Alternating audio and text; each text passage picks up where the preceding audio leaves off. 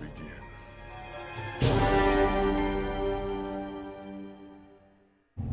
Welcome. I am Brother Max. It is October 3rd, 2025. You know what that means. And as you can clearly see, it is day 3 of the 31 Days of Fright horror movie project. And today's movie is, yet again, Kevin Smith's Tusk.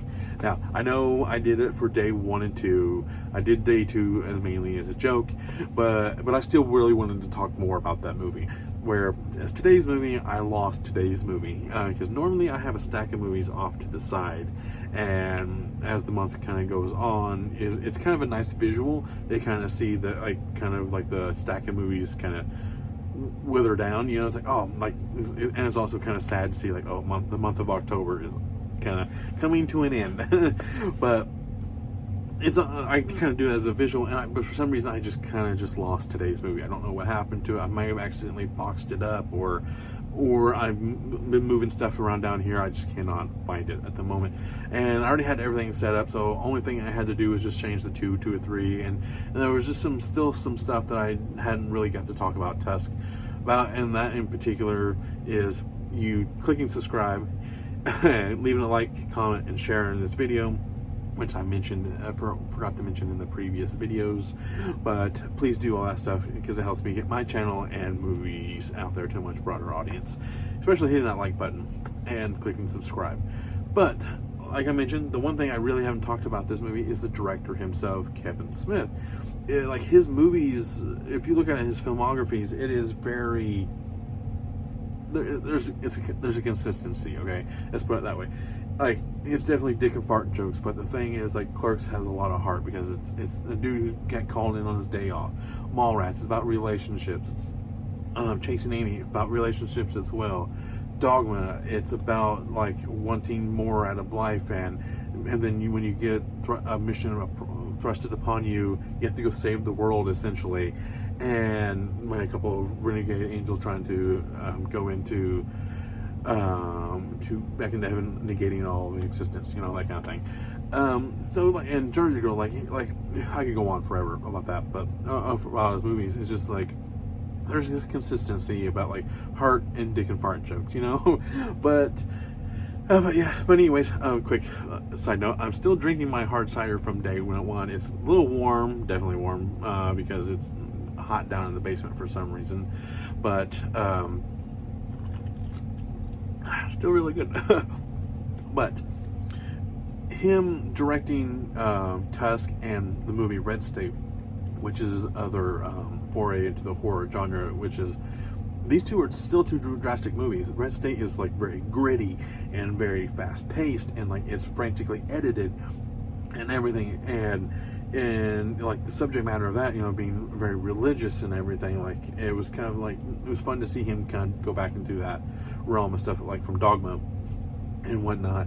But this is a little bit different. This is definitely a more special effects heavy movie, which is, I don't think he really has really done. Like, yeah, there's special effects in Dogma, and I'm trying to think, Cop Out, and what, like there's big movies he's done, like Zack and Miri, like, and like there's just like little bitty special effects here and there, but like this is, to me, is like truly an effects heavy movie, because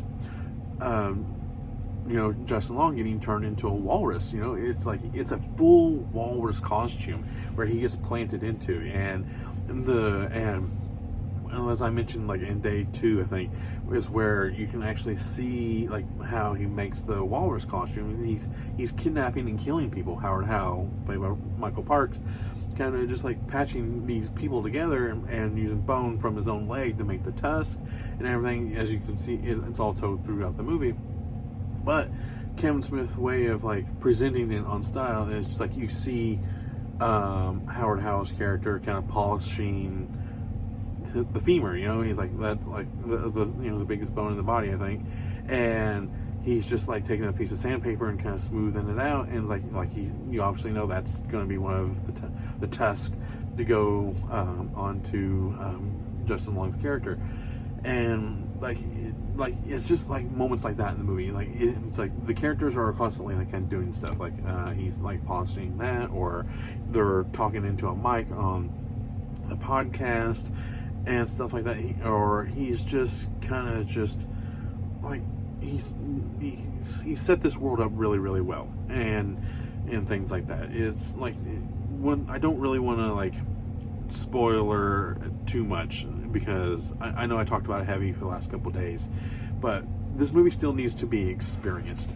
And if you can take away one thing about this movie, is that I'm enjoying what he did with this. Like, yes, it is very like it's a weird concept, and the execution is kind of funny. It really is, because there's a, like I mentioned in day 2, where there's a particular camera movement, and you cannot help but laugh, and because it's just because of the way it's presented and everything. But and knowing that's how it was supposed to be done, it's like he knows how to make you uncomfortable. That's what it was. It's a very uncomfortable scene, and all you could really do was laugh.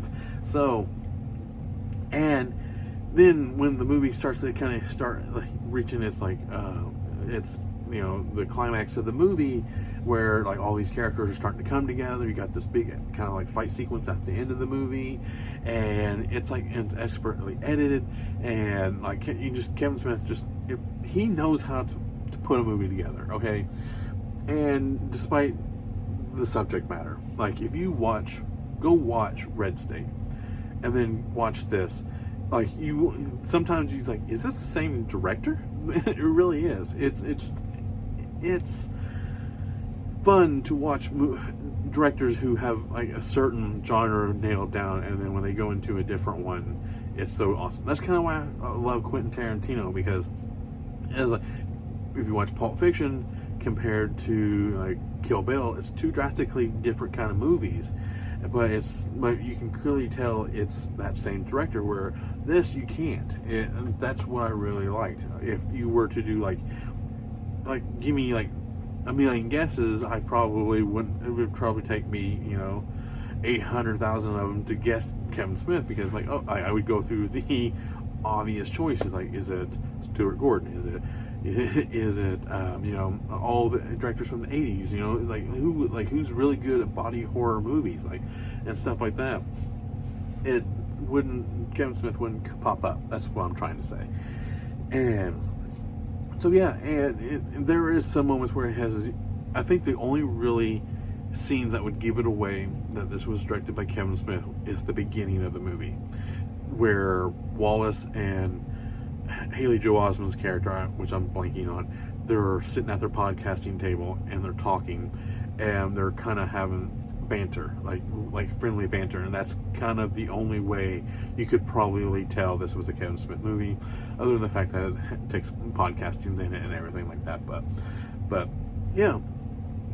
And then I know I talked about the side characters a lot yesterday, but they don't get enough credit, because they help also move the movie along quite well. And that's also to Kevin Smith's credit. Like, we couldn't just have a whole movie about a man getting turned into a walrus. We do need to have some hope in there. Oh, will these people get them in time? What's going to be the outcome of this? What's going to happen?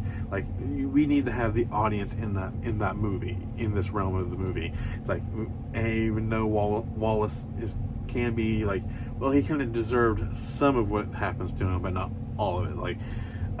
He's been cheating on, no, I don't think he actually deserves any of it, because his friend has been cheating on his girlfriend so he's being cheated on. So I take that all back. But anyways, so he's definitely but there's something about him that there's something unlikable about him. You can just tell, because the way he has no empathy for his interview that he was going to have before meeting up with Howard Howe, which is the Kill Bill kid, where the Kill Bill kid dies. So his character, it's nice to see well, this character he's kind of he he's not a good person, but he doesn't deserve to be turned into a walrus, you know. So yeah, as always, I have a rating scale. 1 being run-of-the-mill horror, 2 best watch of the group, 3 more than average horror but adds nothing new to the horror genre, 4 helps move the horror genre forward, and 5 being a horror classic. Now, yesterday I mentioned giving a movie a rated 4 is very rare because, like, very few movies really help move the horror genre forward. You got like Halloween, Night of the Living Dead. You know, those like help move the slasher genres forward. Then you got what else? You know, I'm trying to think. You know, like this is like thinking of it out of the realm of where like I'm trying to think. Anyways, but I do believe there's a small aspect where this helps move the horror genre forward a little bit, because it shows you that directors are willing to kind of take risk, and that's what helps move the horror genre forward.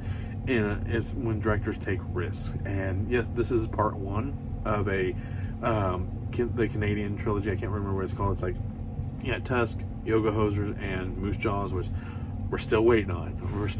But like it's the Up North trilogy or something like that. I can't remember the actual like term for it, what he's calling it.